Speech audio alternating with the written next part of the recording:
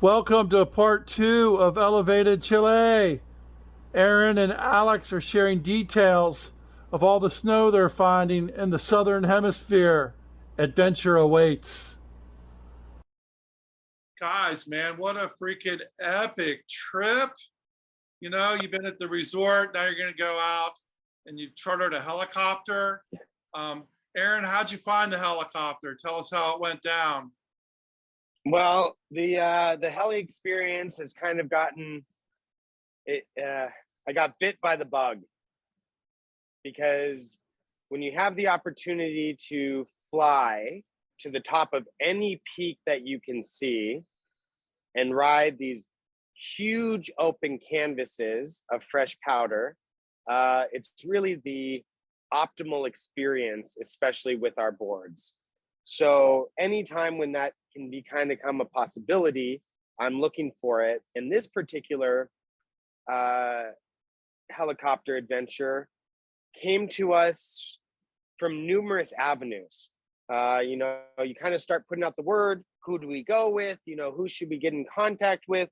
What area are we going to be in? Trini's family, our social media director, her family has a small little cabin up in the mountains, which turns out to be very close neighbors to a heli operation. I was also turned on to this heli operation from about 6 different unrelated individuals. You need to go with Christian with dos tiempos. Go with Christian, dos tiempos. Go with Christian, dos tiempos. So after all of these people kind of came in and referred us to, we reached out to Christian, and I was really, really surprised and impressed by the amount of communication and care that he put into building a rapport with us before we had even booked anything. He wanted to know who we were, what our experience in the past had been, what we were looking for in terrain and style and vibe and type of day. He was very receptive, kind of going through all of our Instagram and seeing what our perspective on lines and risk, and what I really, sometimes in a heli operation, you kind of just show up, you get put in a group, and you kind of just play to the lowest common denominator according to whatever the guide thinks is best. This experience was very well catered to exactly what we were looking for. We booked the whole heli. We told them that we were looking for medium, low angle, super wide open terrain. I specified and started to describe that we were looking for these left hand and right hand walls, that our style was a surf style, which he totally understood and immediately connected us to our guide Spiro, who's one of 3 brothers who are kind of the surf, skate, snow borders of Chile. Brethren. Found the brethren. That's good. They just got it. They totally understood exactly the terrain we were looking for. We picked a certain amount of time that seemed appropriate for us for the day. And we never, it was very important that we had time to be selective of our runs, to take our time for our runs so that we could do our filming, to hang out and chill and eat and snack, and never feel like we were pushing to try to get more runs into the day. Okay, 5 runs for the day. Perfect. Let's just really, really enjoy that time out there. And Christian was all about it.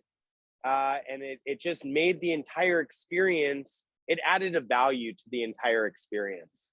And for us to go out there, something that I've been promising to Alex for 10 years, to finally be able to bring him on a heli adventure with all of our different boards, for him to unleash his creative possibility, was really the true blessing of this trip. over to you, Alex. Tell me about the heliing. So give me the alphabet there. You got it, Brian. Yeah, it was my first time heli skiing. It was a dream of Aaron to share that experience when he first had it with me. We've waited a long time to have it due to COVID. Again, being the Canadian, the one with the maple fever, I get really stoked about such adventures. And there's always a little bit of the unknown that makes it just that much more special, because you don't know. It's all intuition, and it's all being guided by the stoke. So tell me about your ride, man. Let me hear it, man. Walk me through Well, it. the Step ride- by step. Drop it in on the board. First run out of the heli. Tell us about it. First run out of the heli, I have the goldfish, and it's all about going as fast as I can on that left-hand wave with the most amount of grace and control. Remember, you're in heaven and earth, so it's a sacred mission. It's a feeling of being off the mat and putting a meditation into motion. So my intention was to have fun with my friend, and that's exactly what I had. I had the impression, I had the expression, I had the anticipation of each and every turn, and I was maximizing the utility of the value of each and every second. Yeah. Sweet. Now, this was safer than a lot of helicopter trips, right? Because it looks like not a lot of avalanche risk, more of a surf style ride. I mean, just a beautiful way to go, right? Totally. And that was something that we communicated with Christian at the very beginning, that we were looking for a very mellow time. You know, the more mellow that we could have is the more radical we could explore in the freeness and openness of terrain. I have plenty of backcountry experience, but the rest of the crew was kind of more in beginner intermediate. So I wanted to take that off of the situation. We wore Avi packs, we did beacon training, we had a whole program in case of, but the primary goal was to never put us in a situation that would even come close to that kind of risk if possible. Alex, come on, man. I want to hear about it. Were you nervous, or how'd you feel getting on that thing, right? You ever even been on a helicopter? Never even been on a helicopter, Brian. And I gotta say, you know, heli is a lot like stoke. When it's shared, it's contagious, it's infectious, it's exuberant, and like the flame of a candle, nothing is diminished by being shared. So that light was passed from Aaron's stoke to my stoke, and now I'm just revved up, full flame. Absolutely loved it. Nice. We got a little video playing in the background while we've been talking. So this is the Instagram. To see you guys on the helicopter, right? You're obviously pretty stoked. Tell me about your run, man. Walk me through it, dropping in, where you went, what you're riding, what you did. Let me hear it. Yeah. So, Brian, the feeling is timeless. There's a moment where space and time just coalesce with each other in this very rarefied experience. And like Aaron talked about the blank canvas, there's a certain sense of freedom for artists to have boundaries. And that's kind of like when you do side country or you go skinning into the backcountry. But the helicopter was truly boundless. And for me, the need for speed, in the addition to the freedom of expression, was all jiving and mutating and just really an elevated experience, truly, with the surf craft. I could put it to the ultimate level and it never let me down. And it was just a great, great joy. Like ultimate joy, number one, best experience of my life. And the more beautiful the experience, the only way it can get more beautiful is to be able to share it. So being there with Aaron was amazing, just to share that reciprocation and reciprocity with each other of stoke. Because when he's high and I'm high and we're high like every day, the memory lives on. Now you're really dialed in spiritually, like well connected and grounded. I know when I ride, I feel that no matter where I'm at, right? So I know the exact time and space and location. I feel the earth under me, the stars above me, and I kind of connect them through the middle of my body, right? Did you have those kind of lines going? Tell us a little bit about that, because I know you're knowledgeable. Yeah, I felt the conduit. So I felt like at one point Aaron was the eagle and he had resurrected the condor in me. I've spent a lot of time in Peru. We've done 5 yoga tours to Machu Picchu, and we've done ceremony. And the beauty was it all got resurrected. It all got initiated. And the shaky feeling starts to turn into that transcendent speed of seeing things as they are, which is vibration. And energy always follows awareness. So having fun is really about seeing it all the way through from top to bottom and letting that energy flow through your awareness and being able to channel that consciousness, Cosmic Bandito style, 2 best friends, and living that art. And I would epitomize it as I truly got to live my line the way I wanted to live it. And the freedom was there, and the form was there, and the flow was there, and the friendship was there.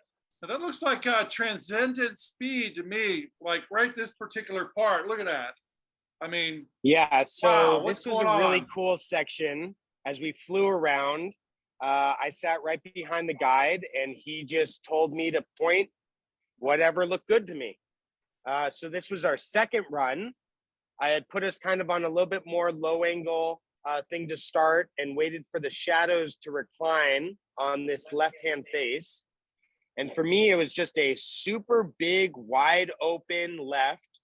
I took the whiskey jack to be able to handle the speed, and I just set the line and opened it up. I don't know if I've ever quite had an experience like that before with the boards, where I could really just be in an unlimited situation and go as fast as I possibly could. The conditions were a little bit wind affected, but kind of just packed right in there where it was smooth and even. And I just worked that left-hand wall as far as I could, dropped down into the next bottom turn, worked it a little bit further, cut it back, and it was just a imagination in motion. Yeah, sweet. I'll let's see, I got another clip here. So what's going on here? Is this the same run or is this a different run? So this was the first run, a little bit shallower. But again, the whole idea was to find a nice left-hand wall that I could just open up from bottom turn to top turn and move with unlimited motion. Oh, that's just a great run. Just watching it kind of puts me, in there. You and I often talk about the differences of riding a snowboard and then riding a snowboard surf style. And I believe when you're on a front side left, right, you're going to be riding differently than if you're on a back side right. So, I mean, there's 4 different ways to turn depending on the terrain you're on. And I suppose maybe 6 if you counted the flats. Am I right? Tell us a little bit about that. Yeah, so when I'm out looking for terrain to ride, I'm looking for, as being a goofy, I'm looking for toe side walls where I can really hold my maximum speed, really utilize my body mechanics, and very much see and get to the areas that I want to get to. This is a little bit different than traditional skiing and snowboarding, where you're really just looking down the fall line. So essentially, if we were to consider a gully, and there's the middle, the gut of the gully, and then if you look to the left, there is a left-hand side of the gully up the wall, and you look to the right, there is a right-hand side of the gully wall. So for me in particular, as a goofy, I'm primarily looking for those left-hand sides of the walls, and they've become more and more prevalent and easy to kind of tell. And especially here in the Andes, these regions, we were really able to find a lot of this style of terrain, which was very unique and inspirational. Now, for those of us that ride regular foot, would you say there's rights and lefts here, or what's the feel? Absolutely. And probably the rights in this particular zone had a little bit better snow. We had two guys who were regular and looked for those areas. And yeah, they might have had a little bit better snow, but I was more focused on the style of the terrain, and the snow was well good enough. So yeah, I think that kind of held a precedent, even though the aspect might have been a little more baked or a little bit more wind affected than the rights might have been. That's where it just kind of held a higher value to me. And you're seeing here maybe 1/8 of the run, this section. Sure. So there were 8 of these waves from the top where the heli dropped us off to where it picked us up. Now, did you have rights and lefts on your run? Yeah. And again, it's like you're kind of open to a freedom of expression to wherever it is. But for me, I'm always looking to kind of work myself as high up on the left-hand wall as possible and utilize that terrain specifically. Nice. Alex, how about you, man? Do you do any surfing, or are you strictly snowboarding? I'm a kite surfer, Okay. and I love to paddleboard. Again, being in Toronto, we're limited I with get it. how much elevation we get from our water. Well, a lot of times, But we're trying to explain this whole surf style of riding to folks that maybe don't surf a whole lot, but really like yeah, the feeling, right? So tell me how well, you Brian, learned about that, the process. yeah. So one of the things I've been talking about with Aaron this year is this feeling of float. And whether you're a paddleboarder, a kiteboarder, a surfer, a snowboarder, a skateboarder, a one-wheeler, any kind of e-boarding, it all enters into a flow state. And one of the most beautiful things that the elevated surfcraft boards do on a consistent basis, whether you're riding groomers or backcountry or side country, is this feeling of float. Because of the wider base, you're standing up on the water like a paddleboard. Right. And that feeling at first as a beginner is very unstable. And then as you start to progress, just like our yoga practice on the mat, we start to build that stability and strength through flexibility and expression. Nice. So I also like what I call flow state, right, as compared to float. Now, for me, when I'm in flow, everything kind of slows down. And before I got onto Aaron's board, I had a hard time getting into my flow state. And now that I feel like I'm surfing, it's kind of been the magic thing for me. But I think for everybody, it's kind of different.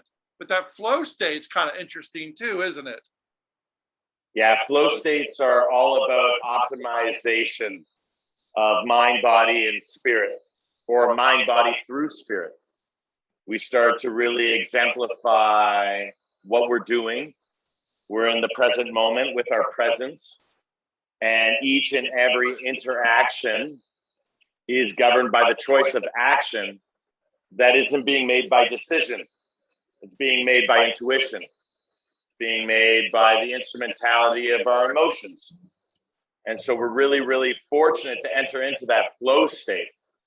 And the feeling of float is just the feeling of being, again, elevated.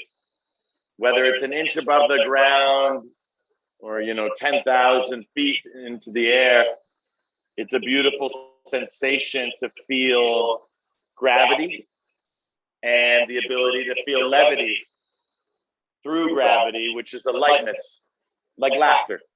I wonder, you know, just hearing you talk made me, and I can't really remember this, but, you know, I was in an embryo and I was floating in my mother's womb. And my gosh, I probably, you know, got used to floating around. Is there any relevance to that? Have you given that any thought? Well, Jefferson Airplane probably said a lot better than all of us with the embryonic journey. And I think that when it comes down to the human organism and water, there's just this innate connection. We were born within it. And once we leave the womb and the umbilicus is cut, we then start to seek that same state because we're water-based beings. And there seems to be a flow to water. And as we ride upon the frozen wave, the cleanest or the fastest moving water is the quickest. So when we look at it in ourselves, when we start to enter into that flow state, the cleanest moving water is the fastest. It is the swiftest is the fastest. And we start to feel something in that timeless state. When I drop in to take my line, it's all based off of momentum. So if I need more momentum, I drop down the fall line with gravity. If I have extra momentum, I can carve up the fall line until I am out of it and then restart that. And that kind of gives our up and down momentum. So I'm seeing that line, I'm utilizing it with the board, and it gives me a certain inscription on the wall. And by setting that line on there, then it's kind of able to transmit the possibilities. So if I dropped in first, I set the line as best that I can, then Alex is able to see the possibilities of where he can go and see the wave through the track that's there and either follow it a couple feet off or utilize those same motions to set a similar line, but based off of the same wave. No, So we've been doing this together for years now, and it's really awesome to be able to watch him now see it intuitively. Yeah, you reach that point, you know, and it all kind of clicks, you know, and I would have to say this trip has definitely clicked, hasn't it? Absolutely. Absolutely, Brian. And I think you, as you explained to me, you were just going down for a short trip and you decided to extend it, right? So tell me what's coming up and what the thought process there was. Yeah. Well, after this heli day, and we kind of saw all the possibilities, not just with the snow experience or even the terrain, but really the potential based in the people and community down here. There is so much to explore. People are so open-minded. They all want in and a part of this, so it's very inspiring. And it's also a great opportunity for Alex and I to spend time in the Imaginarium, brainstorming and exploring. So we kind of just decided that we were going to extend our tickets by a month, rent a truck, and see where we could of this whole country. So I think we're good, guys, on everything. I really enjoyed having you on the Surf Quest vlogcast today, and looking forward to future installments. Aaron, we'll check in after you get a few more adventures, right? Sounds great, Brian. Sounds great, Brian. All right, thank you. Thanks, Much Brian. appreciated, dude. Always great to hang. All right, talk to you soon. All right, bye-bye. Namaste.